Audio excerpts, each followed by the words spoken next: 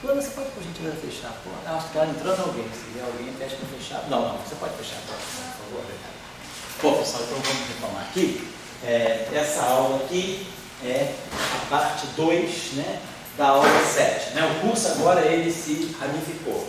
Está tendo as aulas em paralelo do Léo. Eu acho que o Léo já deu a aula 8, vai dar a aula 9 agora, não é isso? Isso.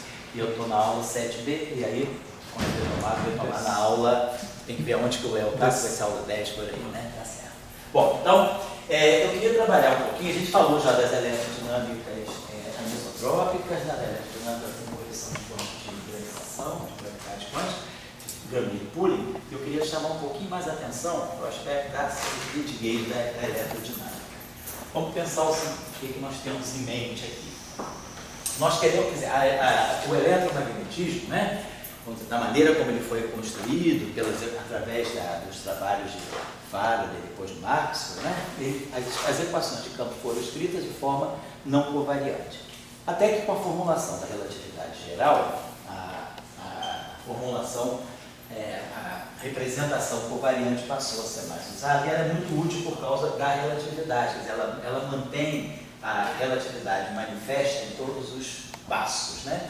O que eu queria chamar a atenção é o seguinte: o campo vetorial, quer dizer, um campo quadrivetorial, como a gente representa, né, o potencial vetor eletromagnético, a gente adota essa parametrização do potencial, do quadrivetor potencial na eletrodinâmica. Aqui a gente pega o componente temporal, o componente zero do campo a mim, a gente identifica com potencial elétrico sobre C, e a parte espacial a gente identifica com o potencial vetor. Aqui dentro. Então o que a gente faz normalmente? O que a gente percebe aqui é o seguinte: esse campo, do ponto de vista das rotações espaciais, do ponto de vista, quer dizer, esse campo aqui, ele é um campo relativístico, né? Mas esse campo aqui, ele contém dois tipos de objetos tensoriais. Ele contém um objeto escalar. Do ponto de vista, quer dizer, vamos colocar assim, do ponto de vista das rotações espaciais, do ponto de vista do SO3, né? Do ponto de vista das rotações em 3 dimensões, nós temos aqui φ é um escalar. Então, sendo um escalar, ele tem uma só componente, ele é um objeto que carrega spin zero. E o A é um vetor. É um vetor, tem 3 componentes. Então, 2S mais 1 é 3 e o spin é 1. Então, o campo, o potencial vetor eletromagnético, ele carrega dois tipos, em princípio, dois tipos de excitação. O potencial vetor, que tem spin 1, e o potencial escalar, tem spin 0. E o lagrangiano de Maxwell, né, como a gente já viu, ele adquire essa forma aqui. 1 sobre 2, não vou botar em notação covariante, não, vamos botar na notação não covariante. 1 sobre 2 de 0 é 2 sobre C ao quadrado menos B2. Isso aqui está mostrando menores, né? E aí a gente pode escrever esses campos em função dos potenciais. Então a gente vai ter aqui 1 sobre 2 de 0. Aí, o campo elétrico é gradiente de φ menos gradiente de φ menos dAdt. Então vai ficar, gradiente, botar assim, 1 sobre 2 de 0, gradiente de φ mais dAdt ao quadrado. E essa parte sobre C2. 1 sobre 2 de 0, C2. Essa parte aqui, ela é 2 sobre C2. E depois menos 1 sobre 2 de 0, rotacional de A ao quadrado. Bom, se vocês observarem, né, esse termo aqui, ele tem o campo que está aparecendo no derivado temporal, é o campo A, o potencial A. O potencial φ, ele comparece sem derivada. Ele comparece aqui o gradiente.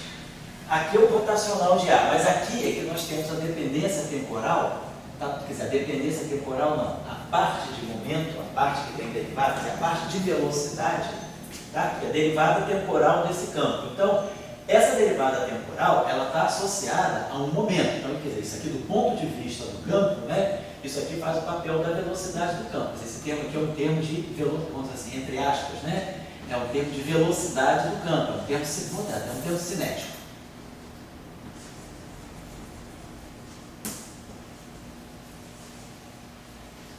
Esse termo aqui são termos de gradiente, mas esse termo aqui é um termo cinético. Então a gente vê o seguinte, que o potencial A é que é a verdadeira variável dinâmica. A gente espera que com uma formulação lagrangiana, né, a velocidade, quer dizer, a parte cinética, o campo que tem evolução dinâmica, a coordenada que tem evolução dinâmica, ela vai aparecer no lagrangiano com um termo cinético.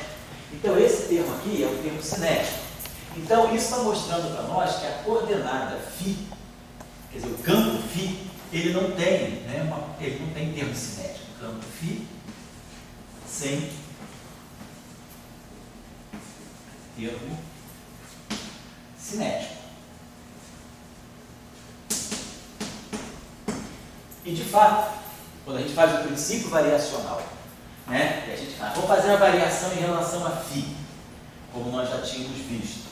Quando eu faço a variação funcional em relação a φ, a equação de campo que eu obtenho é essa equação aqui, no vácuo. Divergência de E igual a zero. E quando eu faço a variação em relação a A, nós obtemos Ampère máximo rotacional de V igual a 1 sobre C ao quadrado dt. Então, é na equação do campo magnético, na equação do potencial vetor A, que aparece na derivada temporal. Essa equação aqui é uma equação sem derivada temporal. Então, é uma equação, vamos dizer assim, que não tem evolução dinâmica. Então, basicamente, o que a gente pode ver é o seguinte, a física ligada ao campo eletromagnético, campo eletromagnético livre, né, claro, ela está toda no potencial vetor. Então, o potencial vetor é a parte importante, porque é ele que está dando o caráter dinâmico. É daqui que sai o tempo e é daqui que sai o tempo. É na equação do A, na equação do E, não. Então, só que eu vou chamar a atenção de vocês, é o seguinte, o campo eletromagnético, quando a gente fala o fóton tem spin 1, o fóton tem spin 1 por causa do potencial vetor. Porque, na verdade, existem como se fossem dois fótons. Existe o fóton escalar, vamos colocar aqui. Aqui eu teria um fóton escalar, quer dizer, é uma parte do campo eletromagnético que está ligada a um escalar. E aqui nós temos um fóton, vamos dizer assim, fóton vetorial, né? Um fóton genuíno. Vetorial.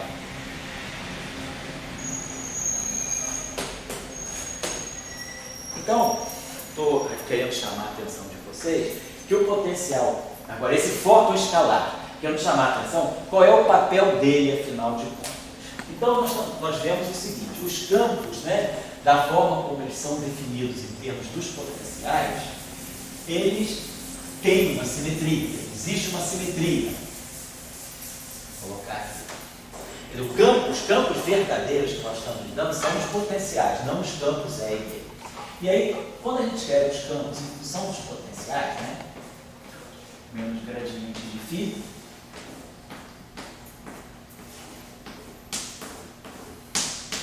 menos dAdt, e B é o rotacional de A. Então a gente vê o seguinte, os campos eletromagnéticos, né, os campos E e B, os campos eletromagnéticos, eles permanecem imutáveis, invariantes, se nós fizermos essas transformações. Quer dizer, eu pegar o meu φ e fizer em cima dele uma transformação que vai ser φ' dx, né, vai ser o próprio φ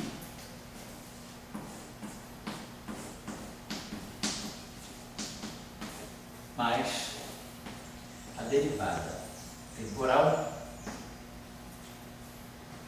de uma função alfa dx. E o potencial vetor, ele vai no potencial, eu transformo Não mexo nas coordenadas de espaço temporais, eu mexo só na forma funcional, só na função potencial. N vai a de Tx, né? Menos o gradiente alfa. Então, claro, se nós jogarmos, se a gente agora escreve um campo L', né? Que agora, com os novos potenciais, então, o meu campo E vai no campo E', que é menos o gradiente de φ' menos dA dt, dA' dt.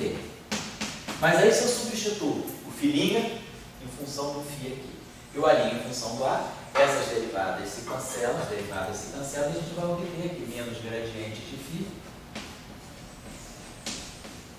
menos dA dt. Então, o campo elétrico permanece invariante. Eu faço essa transformação, eu mexo nos potenciais, mas o campo elétrico não sente, nem o campo magnético também vai sentir.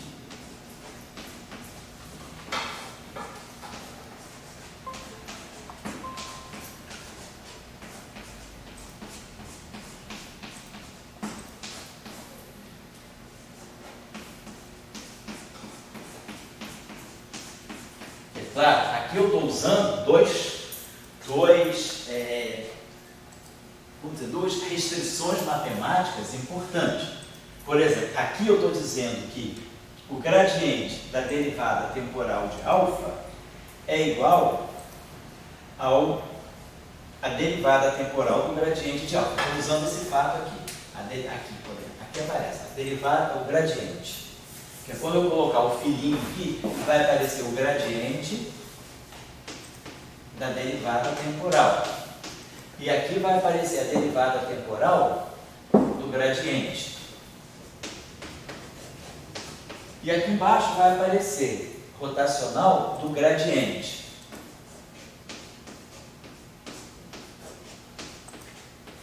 Então, eu estou dizendo que o rotacional do gradiente é zero. Estou supondo que o gradiente, se eu tirar primeiro a derivada temporal e depois o gradiente, é a mesma coisa que eu tirar primeiro o gradiente e depois a derivada temporal. E a mesma coisa, dizendo, rotacional de um gradiente só é zero quando a função alfa tiver derivadas segundas contínuas. Então, aqui está implícito que essa função que permite essa invariância, quer dizer, ela muda os potenciais, mas não muda os campos, e se não muda os campos, não muda o lagrangiano, e se não muda o lagrangiano, não muda a energia. Vocês estão lembrados que a energia é 1 de ε0 t ao quadrado mais b ao quadrado sobre 2π0. Então, essa transformação mexe nos potenciais, mas não mexe nos campos e não mexe na energia.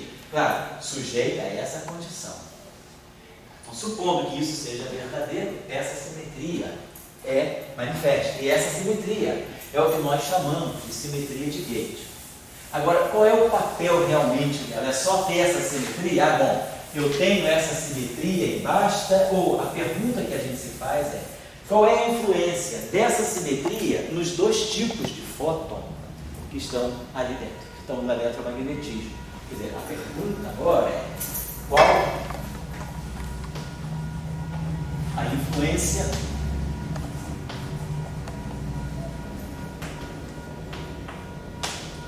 da simetria de Gauge, ou da simetria de calibre, né? Não importa a simetria de Gauge, que eu chamo geralmente de simetria de Gauge, né?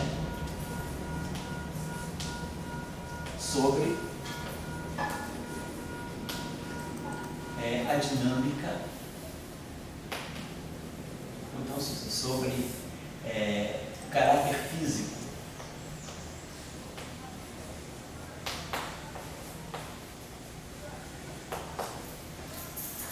do fóton escalar ou fóton temporal, né? A gente também chama de fóton temporal, que é o φ.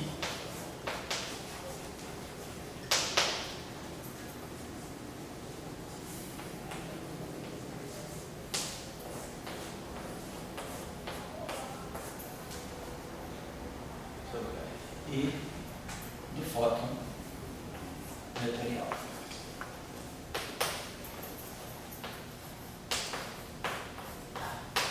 Então, essa simetria, ela tem a ver com esses campos aí.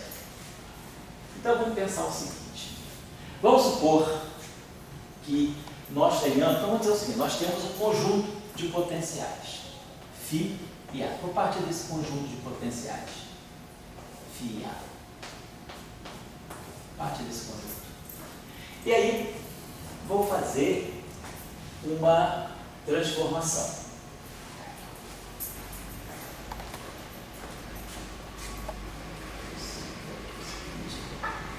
Vamos dizer que a gente parta desse conjunto de potenciais. Então, vamos dizer o seguinte. Se eu partir desse conjunto de potenciais, eu posso fazer essa transformação aqui, φ que vai em filinha, né? Então, vamos ver o seguinte aqui. Eu vou ter, digamos que eu quiser, vamos fazer a seguinte variação, vamos fazer a seguinte combinação aqui. Vamos pegar essa grandeza aqui, 1 sobre, eu estou pessoal, não quero manter a velocidade da luz, né? Então, vamos pegar a seguinte grandeza aqui.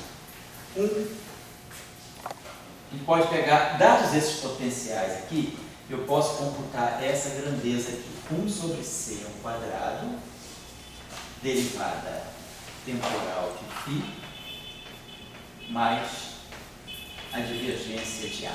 Vamos observar, vamos dizer que eu pegue essa grandeza aqui. Digamos, vou pegar essa grandeza aqui, que eu vou chamar de uma grandeza G. Vamos definir essa grandeza aqui. 1 sobre c ao quadrado, ddt de φ, mais divergência de A. E notação covariante, essa grandeza aqui, nada mais é do que isso aqui, dmi a i. Isso aqui em notação covariante, mas em notação euclidiana, é essa grandeza aqui. Vamos fazer então uma transformação de Gauge em cima dessa grandeza aqui. Vamos pegar o nosso G', vamos dizer o seguinte, G' vai ser 1 sobre c ao quadrado, ddt de φ mais a divergência do A'. Claro, e agora eu vou substituir o φ e o A', respectivamente, por essas transformações aqui. Então, isso aqui vai ficar 1 sobre c ao quadrado, ddt do φ, mais a divergência do A. E agora as partes novas, mais a divergência do A. Agora, o φ é φ mais ddt. Então, aqui vai ficar mais 1 sobre c ao quadrado, derivada temporal segunda do alfa. E quando eu substituir o A' vai ser A menos gradiente de φ de alfa, vai ficar menos laplaciano de alfa. Então, essa grandeza varia desse modo aqui. Essa grandeza aqui, então ela fica, G' fica sendo G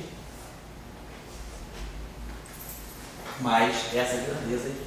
Essa grandeza aqui, em notação covariante, a gente já sabe, esse operador aqui, 1 sobre c ao quadrado, d2, dt2 menos laplaciano, é o operador d'Alembertiano. Então, esse aqui é o d'Alembertiano de alfa. Então, a gente mostra que essa grandeza aqui, ela não é invariante de Gauge, ela varia. G' varia desse modo aqui.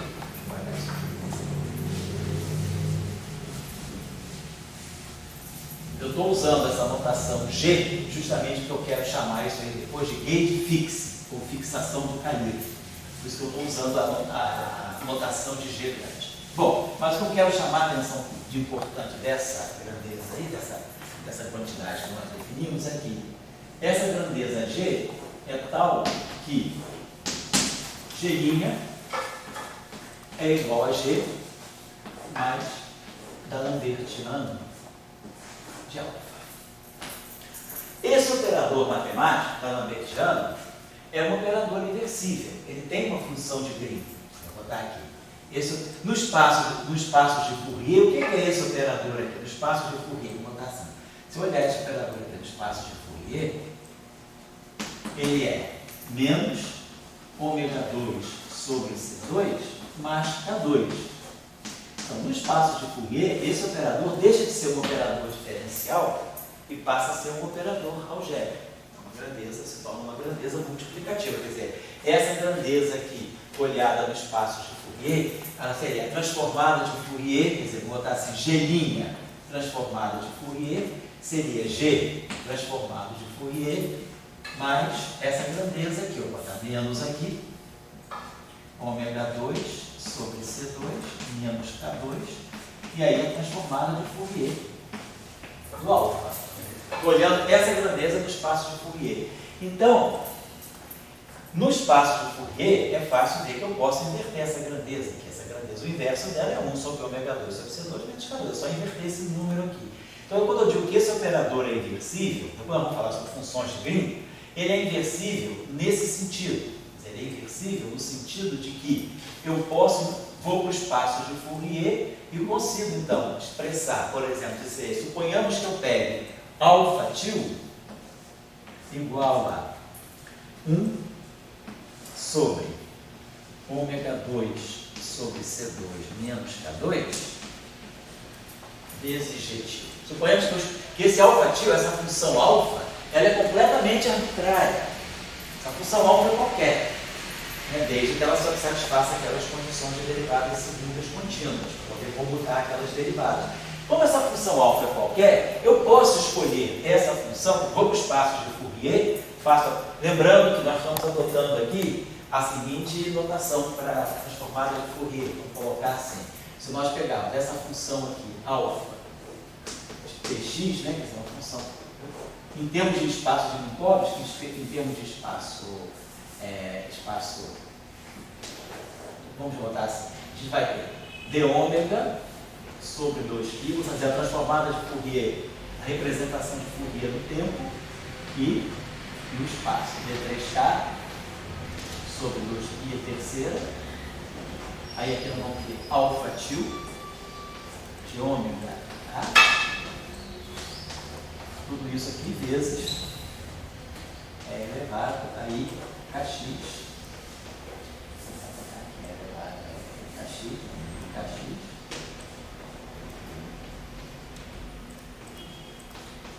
menos ômega t. Essa aqui é a nossa convenção para a nossa representação de Fourier. Né? Ou seja, tem uma transformada de Fourier no tempo, né? Aqui, e no espaço. Em notação covariante, eu poderia escrever isso aqui. Alfa de x', alfa de esquerda, alfa de tx, né? Botar assim mesmo. Seria integral, então assim, d4k sobre 2π a quarta, alfa til de k, e é elevado a menos i kx. Lembrando que caminho, o quadro é vetor caminho, é k0, que é ômega sobre c, k. Kx', CT, então vai ficar, isso aqui é ômega t, é ômega t menos kx, né, que dá exatamente isso aqui. Como aqui tem esse sinal menos, então vai ficar menos ômega t mais kx, é isso que está aqui. E esse vetor caminho, né, é ômega sobre c e k, tá certo. E aqui é integral em d4k, quer dizer, integral em dk0, de ômega sobre c, tá certo. Né? Então a gente vai, vamos botar aqui, que tem um fator 1 sobre c. Tem 1 sobre c aqui, por causa disso aqui. dk0, k0 é ômega sobre c. Então, d ômega sobre c, que é o dk0, d3k, k aqui. Então, só para lembrar vocês qual é a nossa... Então, quer dizer, eu faço a transformada de Fourier dessa equação aqui. Dessa aqui. Então, g', né? Então, tudo aquilo vai ser a transformada. G é uma função de t e de x, então a transformada de Fourier dela. Então, o que eu estou querendo dizer é o seguinte, eu posso escolher essa função alfa de tal maneira que ela zere G'. Estou só querendo mostrar isso no espaço de Fourier. Ou seja, no espaço de coordenadas, né, no espaço que a gente chama de configurações, né, eu estou querendo dizer o seguinte, se nós escolhermos alfa, então alfa é tomada tal que alfa seja igual a menos gradiente, menos da Lambertiana menos 1g. Então, se eu tomar esse alfa da Lambertiana menos 1 é inversa, então isso aqui me dá um g' igual a zero. E agora vamos ver o que significa inverter o da Lambertiana. Quer dizer, inverter o da Lambertiana significa tirar a função de Green do D'Alembertiano. Então, isso é uma operação matemática, né, que tem sentido, dá sentido a essa operação matemática.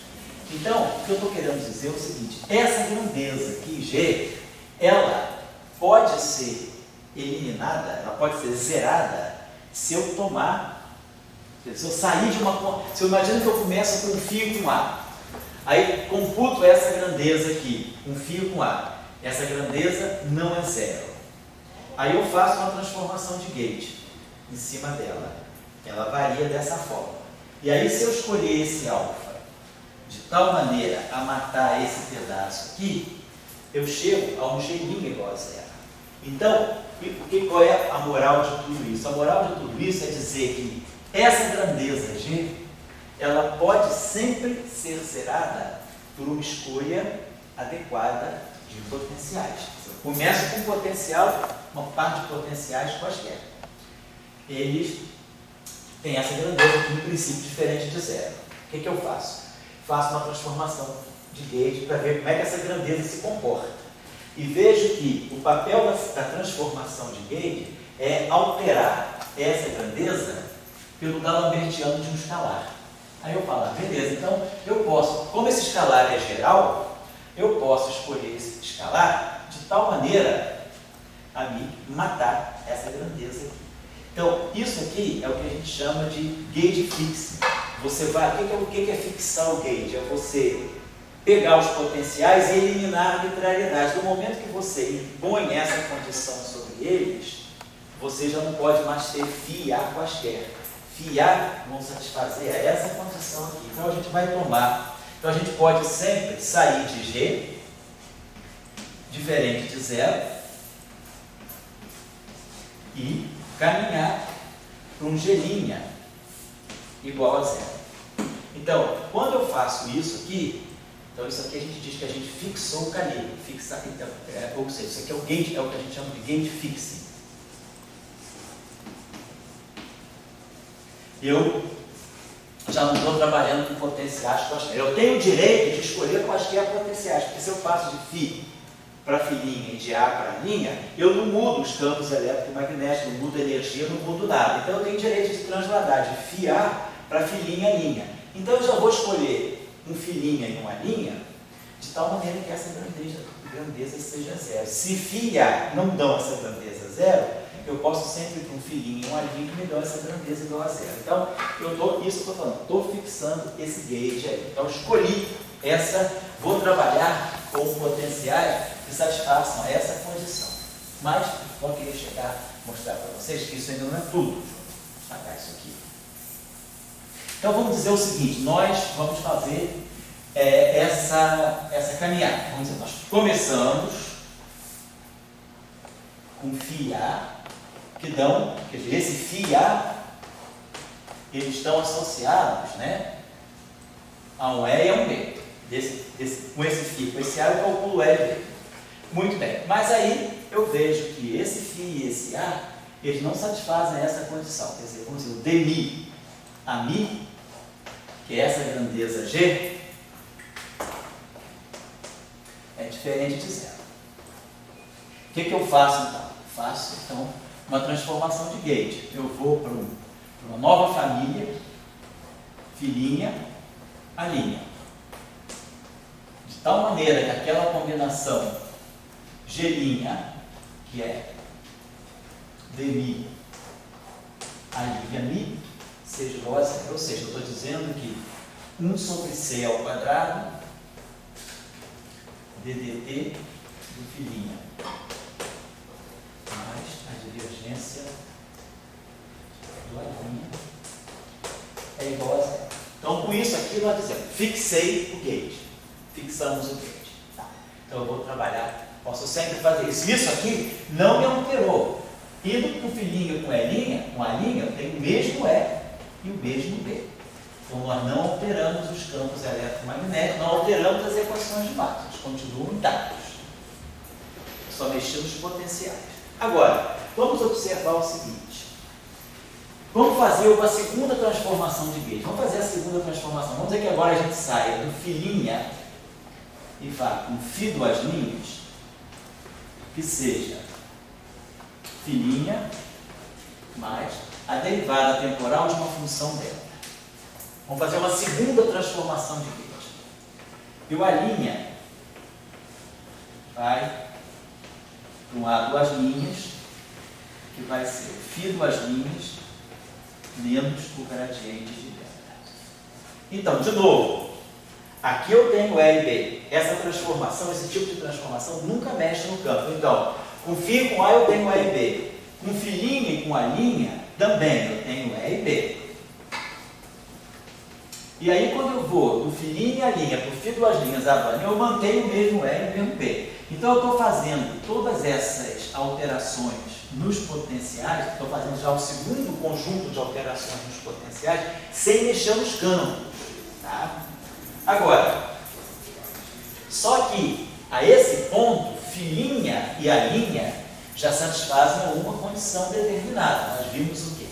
Nós vimos que 1 sobre C ao quadrado ddt do filinha mais divergência menos, né, divergência da linha é igual a zero. Professor, Oi? ali no A2 linhas, por que igual φ duas linhas? Ah, que é filinha, desculpa, obrigado, é tudo linha, é a linha, obrigado, não é nem φ duas linhas, é a linha, obrigado, está certo. Agora tá certo. Então, esse cara, nós já tínhamos essa condição que imposta a esse ponto. Agora, se eu faço essa transformação, vamos lá, vamos substituir o filinha pelo φ duas linhas e o a linha pelo A duas linhas. Então, essa transformação aqui, ela vai se ler assim, 1 sobre C ao quadrado, ddt do φ duas linhas, menos divergência do A duas linhas. Agora, esse termo aqui, filinha, vai ser φ duas linhas menos ddt do beta. Então, aqui vai produzir menos 1 sobre C ao quadrado, derivada temporal segundo do beta. E aqui, a linha é A duas linhas mais gradiente de B. Então, aqui vai ficar mais. Então, aqui vai ficar menos laplaciano de beta. Então, é isso aqui. Então, essa condição aqui tem que ser igual a zero. Está aparecendo aqui é um d'Alembertiano de beta. Agora, então, quando eu fixei esses linhas iguais a zero, quando eu já fixei esses dois potenciais com essa condição igual a zero, se eu fizer uma transformação de Gauge em cima disso, claro que eu vou poder modificar. Quer dizer, eu tenho que isso aqui menos isso aqui é igual a zero. Então, não significa que isso aqui é igual a zero. Quem é igual a zero é isso tudo. Então, esses dois potenciais aqui, eles podem ter perdido essa condição. Porém, se beta é uma função harmônica, o que é uma função harmônica? Uma função harmônica é uma função que tem d'Alembertiano igual a zero. Se beta é uma função harmônica,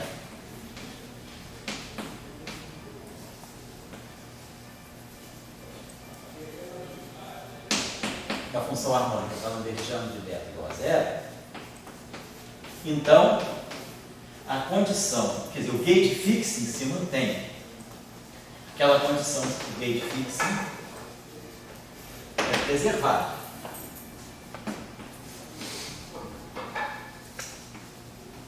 Ou seja, 1 sobre C ao quadrado ddt do φ duas linhas mais a divergência do φ duas linhas é igual a zero.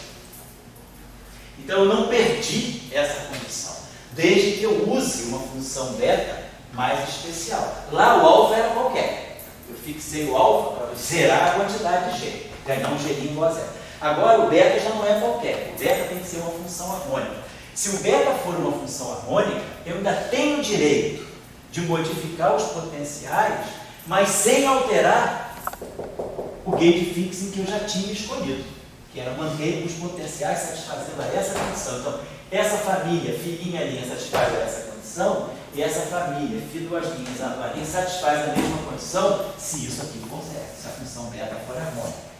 Muito bem, então só para a gente agora dar um basta nisso aí. Agora acabou. Não vamos fazer mais transformação nenhuma, mas vamos ver qual é a consequência. Muito bem.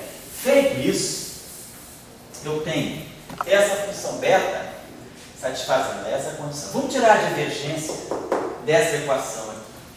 Então, o que a gente está mostrando é o seguinte: eu tenho sempre, é o que a gente chama de liberdade de gauge. Isso é muito importante. É daí que depois sai as teorias de Mil, sai tudo. A liberdade de gauge que eu tenho é eu mexer nos potenciais sem alterar a física clássica do problema. A física clássica do problema é o campo E e o campo B, e energia. A energia do meio de epsilon zero é ao quadrado, mais B2 sobre 2 de zero. Então, nós podemos fazer transformações de gauge sem mexer no E e no B. E vendo que esses potenciais eles podem ser reduzidos. Eles vão começar podem ser reduzidos. Como? Satisfazendo uma condição desse tipo. Mas a gente pode ir além. Se eu tirar a divergência dessa equação aqui, nós vamos ter o seguinte: divergência de A duas linhas vai ser a divergência de A' menos o laplaciano de beta. Agora, nós sabemos também que o laplaciano é uma função, é um operador inversível. O laplaciano tem função de Green. Depois nós vamos tirar qual é a função de Green do laplaciano. Como é que eu inverto um laplaciano? Como é que eu pego da lambertiano, da laplaciano a menos 1? O que é isso? Então, se eu escolher esse beta aqui igual a laplaciano a menos 1 vezes a divergência do A', esse laplaciano menos 1 cancela esse laplaciano, fica divergência de A' menos divergência de A', que vai ser zero. Então, isso agora, eu escolhi meu beta. Meu beta ele satisfaz essa condição aqui, e eu estou escolhendo ele dessa forma aqui. Então, eu consigo zerar essa grandeza aqui. Agora, claro, quando eu zero a divergência do lado das linhas, como isso aqui agora é zero, desculpa, aqui a divergência já agora está errada. Professor, só mais uma pergunta para o ali ensinar a menos mesmo? Aonde? Aqui? Na primeira equação. Aqui? Menos. É porque eu copiei mais lá atrás, eu não sei. Não, é divergência, é isso aqui, menos, porque você tem o seguinte, d mi, d 0 a 0 mais, não é mais divergência, peraí, d 0 a 0 mais di a i, não, perdão, é mais divergência, peraí, vamos consertar isso aqui a partir da onde? Não, lá atrás eu tinha escrito isso aqui, não tinha 1 sobre c ao quadrado, vê se é isso que eu tinha escrito, perdão aí, mais divergência de A, é isso que eu tinha escrito? Desde o início, não é? Isso. Então eu tinha escrito isso aqui. Então é essa grandeza aqui. Aí eu vou com a linha igual a zero. Aí aqui eu vou fazer isso aqui. Vou pegar isso aqui, então isso aqui é mais. Aí quando eu colocar esse mais aqui, e aí usar essa condição aqui, substituir o filhinho pelo fio das linhas, então aqui vai ficar menos a derivada temporal, isso, né? Eu vou substituir o filhinho por fio das linhas menos ddt do beta. Então vai aparecer menos isso aqui. E aí esse cara aqui sendo mais, esse termo aqui vai ficar, a linha é a duas linhas mais gradiente de beta, né? Mais gradiente. Esse aqui vai ficar, esse aqui vai ficar com o sinal menos. Então tá legal, vai ficar menos. E esse aqui vai ficar com o sinal mais. Então aqui eu boto menos. E esse aqui, quando eu substituir a linha, ele vai ficar a duas linhas mais gradiente de beta. Então ele vai produzir aqui mais um laplaciano de beta, que é o que está aqui, mais um laplaciano de beta. Então, corrigindo aí como a Paola falou, é tudo mais aqui, perdão, e aqui continua mesmo, porque a função aqui é mais, eu estava totalmente bêbado. Tá, é tudo mais, tá certo. Muito bem, então isso aqui é igual a zero. Então, essa grandeza aqui, isso aqui não, isso aqui decimal, tá certo. Então isso aqui é igual a zero, isso aqui é igual a zero. Então se eu dar um lambertiano de A duas linhas é zero, então a derivada temporal de φ duas linhas também é zero. Então, conclusão. O que eu estou querendo quero dizer com tudo isso? O que a simetria de Gauge me permite fazer? Ela me permite, no fundo, então toda a história está aqui, só para resumir tudo, porque foram muitos passos, a gente pode perder a noção de conjunto. Eu começo com φ com A. E aí, com esse φ com esse A, eu tenho um campo E e um campo B. Aí eu falo, bom, esse φ e esse A são arbitrários. Então a gente faz uma primeira transformação de Gauge com a função alfa. E aí eu vou para essa família aqui, filinha, alinha. Essa família aqui, o filinha e o alinha são novos, mas eles dão o mesmo E e o mesmo B. E aí eu pude escolher um alfa tal que essa família é tal que 1 sobre C ao quadrado dt do filinha mais a divergência. Uma linha que eu posso escrever em notação covariante como sendo dmi a linha mi, eu tomo isso aqui igual a zero. Muito bem. Mas aí, e isso aqui tudo mantendo E e B. Mas aí eu observo que a partir daqui eu posso fazer uma nova, continuando de lá para cá, né? Eu posso fazer uma nova transformação de Gauge com função beta, de tal maneira que eu passe para um φ duas linhas e para um A duas linhas. Eu fiz uma segunda transformação de Gauge. Só que essa função beta, ela é harmônica, D'Alembertiano. Então essa função beta não é qualquer, eu vou botar aqui D'Alembertiano de beta igual a zero. Então, se o D'Alembertiano de beta é igual a zero, eu chego aqui com essa mesma condição, 1 sobre C ao quadrado, ddt φ duas linhas, mais a divergência do A duas linhas. Isso aqui é o dmi, notação covariante. A duas linhas mi igual a zero.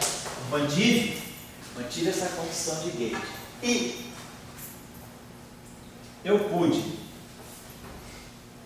porém, então, e tal que a divergência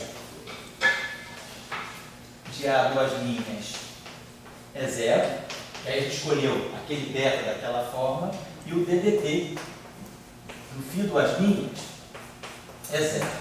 Então, no final de tudo, eu posso sempre terminar com essa condição. Eu nunca mudei o E e o B, sempre mantive aqui o mesmo E e o mesmo B, mas fui fazendo essas transformações por dentro dos potenciais, sem mudar o E e o B. Mas eu posso sempre, então, trabalhar com potenciais que satisfaçam essa condição. A divergência do potencial zero e a derivada temporal do φ igual a zero. Essas condições aqui, isso aqui é o que a gente chama de Gauge de radiação.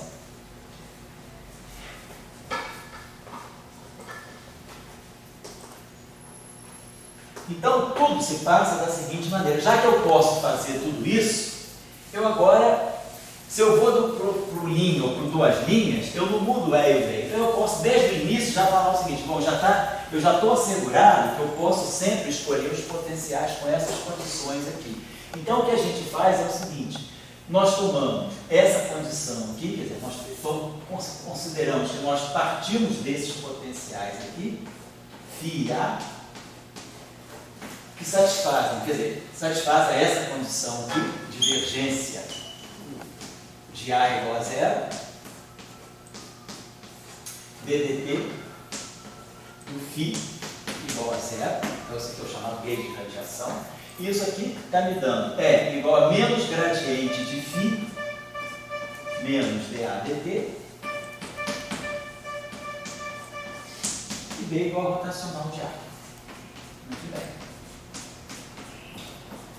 Só que, vamos olhar, a equação de Maxwell no vácuo, a divergência do campo elétrico no vácuo é zero. Se não estiver fora de matéria, portanto, a divergência de E é igual a zero. Mas E então vai ficar menos Laplaciano de φ menos ddt da divergência de A. Igual a zero. Mas eu vi que eu posso sempre trabalhar com potenciais que satisfaçam essa condição. Isso aqui, ó, Esse aqui é o gauge fixo, esse aqui é o gauge de radiação.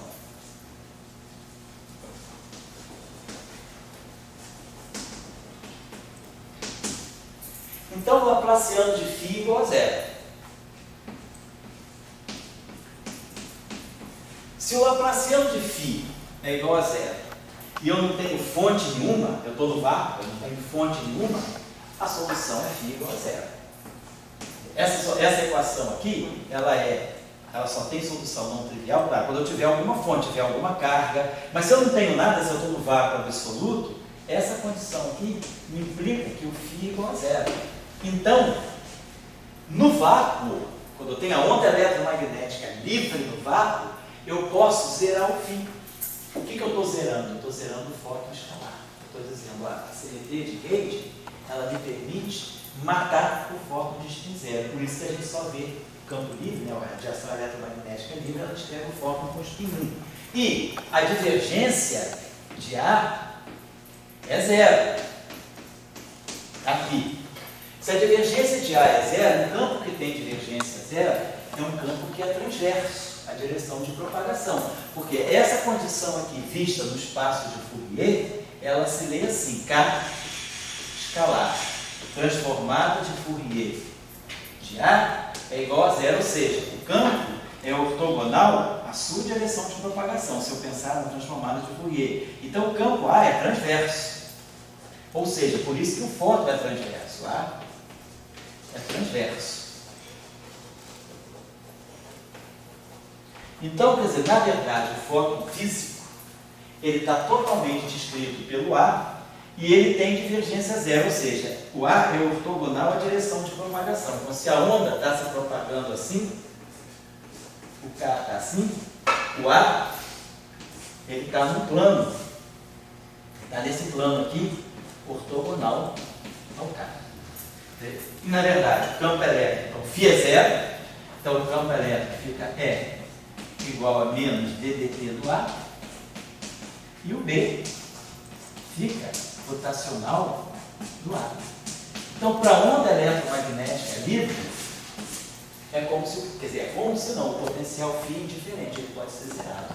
Então, toda a física está no potencial A. E o potencial A, ele não tem 3 graus de liberdade, porque ele não é um vetor que pode estar no espaço todo. Se a onda se propaga numa direção, ele fica confinado a um plano. Então, o potencial A só tem 2 graus de liberdade, ele só pode morar num plano ortogonal à direção de propagação. Então, a gente diz, o fóton tem 2 graus de liberdade.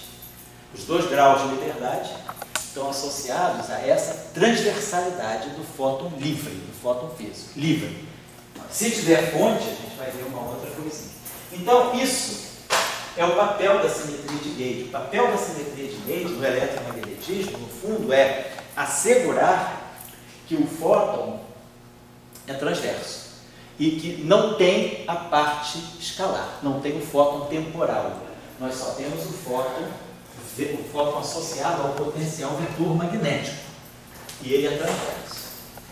Então, tudo isso era só para chegar a essa conclusão. Agora, claro que isso aqui é possível no vácuo, só se eu tiver vácuo. Quando eu não estou no vácuo, então a gente vai ver que o φ já não pode ser zero. Vamos pensar a mesma equação aqui, é o seguinte, ó. Se eu tiver essa equação, se eu não tiver no vácuo, né, quer dizer, se nós tivermos divergência de E igual a ρ sobre ε0, então nós vamos ter de novo, nós vamos ter Laplaciano de φ, vai ficar menos Laplaciano de φ, mas o dAdt é zero, isso aqui continua sendo zero.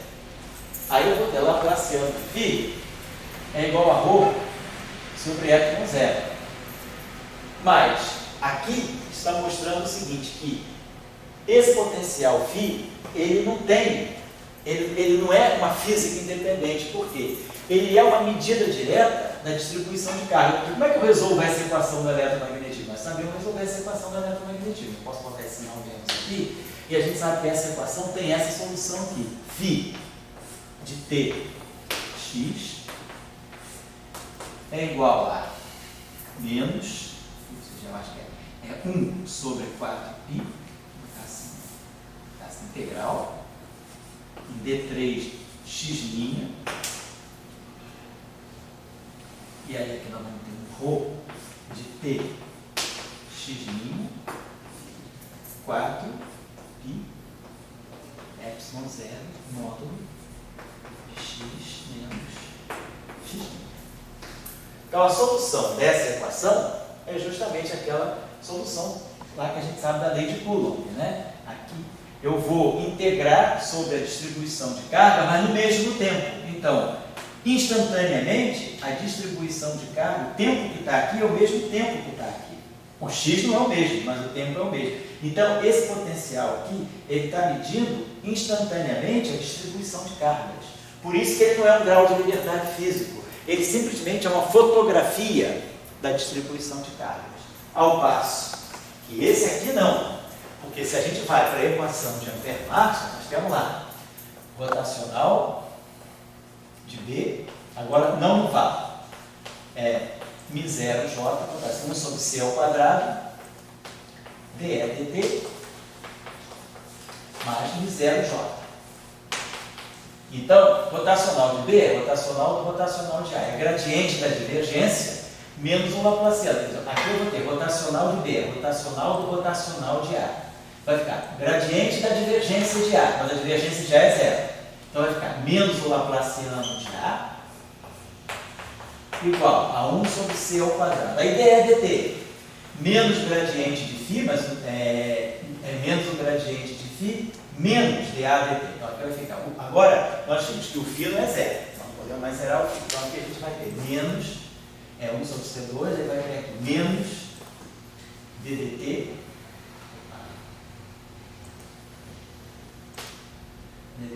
do gradiente de φ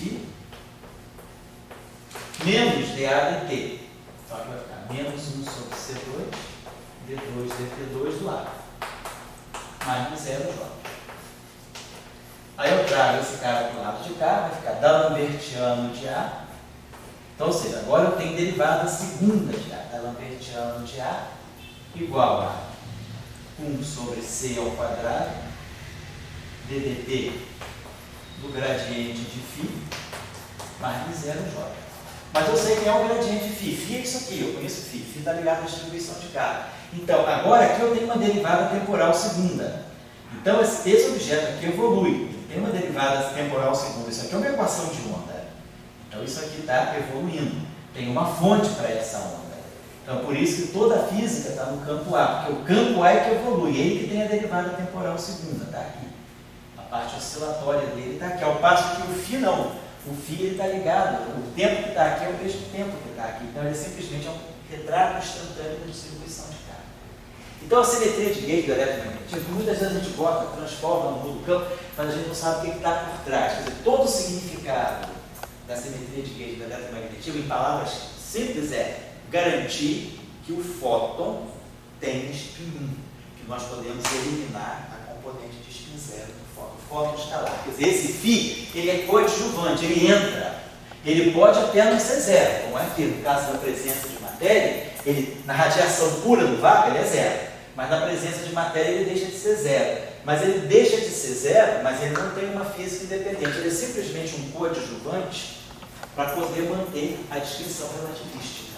Quer dizer, ele simplesmente é uma componente relativística ligada ao ar, mas ele não tem uma física própria. Toda a física está no potencial vetor. O potencial vetor magnético é que é o elemento importante. Então, só para chamar a atenção disso, isso é uma coisa importante, porque isso aqui independe, inclusive, da dimensão.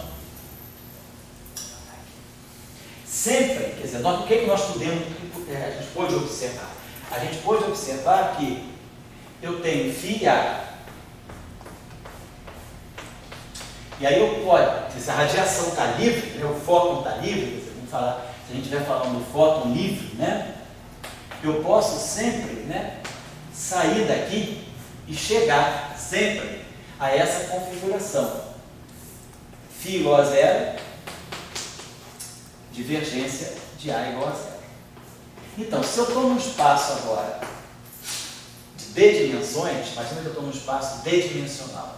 Quer dizer, isso aqui vai ter, o que significa um espaço de D dimensões? Significa que eu tenho esse escalar aqui, né? Quer dizer, eu tenho uma dimensão, vamos dizer que eu esteja num espaço de uma dimensão temporal e D dimensões de espaço temporal. Eu estou no espaço tipo Minkowski, 4 dimensões, mas uma é tempo e 3 espaços. D dimensões de espaço temporais. Vamos dizer que a gente esteja assim.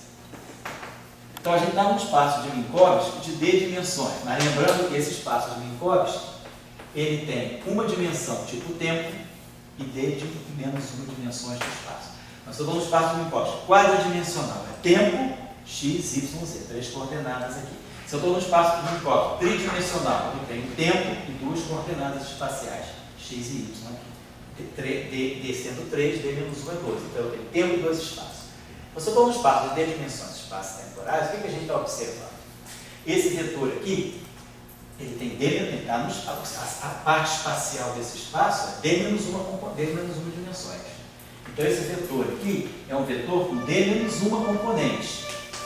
Mas quando eu imponho que a divergência dele é zero, ele vai perder uma dimensão. Ele não está no espaço todo, nas D menos 1 dimensões, ele fica confinado a um plano ortogonal à direção de propagação. Então ele perde 1 grau de liberdade, porque ele não pode se propagar, né? Porque ele não tem componente nessa direção.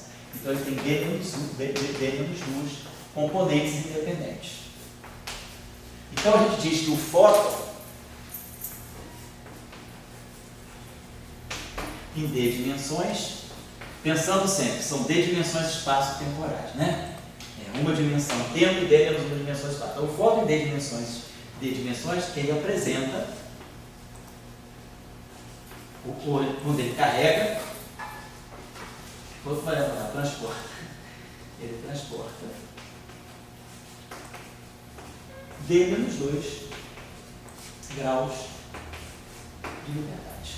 Então, em 4 dimensões, espaços temporais, o fóton tem 2 graus de liberdade, que é o fóton que a gente conhece, ele é transverso. Agora, se eu tiver em 3 dimensões, como é o caso dos sistemas planares, né? Se eu tiver em 3 dimensões, D é 3, 3 menos 2 é 1. O fóton tem 1 grau de liberdade. Então, em 3 dimensões, o fóton deixa de ser uma partícula vetorial e vai ser uma partícula escalar. Vamos ver por que melhor isso. Então, é importante a gente perceber, porque como hoje a gente fala de dimensões mais altas e mais baixas, né? É sempre bom a gente saber transportar o eletromagnetismo, né, para as dimensões onde a gente está. Por exemplo, hoje em matéria condensada, quando se fala de supercondutores topológicos, você já fala de uma física em 5 dimensões, uma dimensão temporal e 4 dimensões espaciais. Então você está falando em 5 dimensões. Em 5 dimensões, o fóton vai ter 3 graus de liberdade.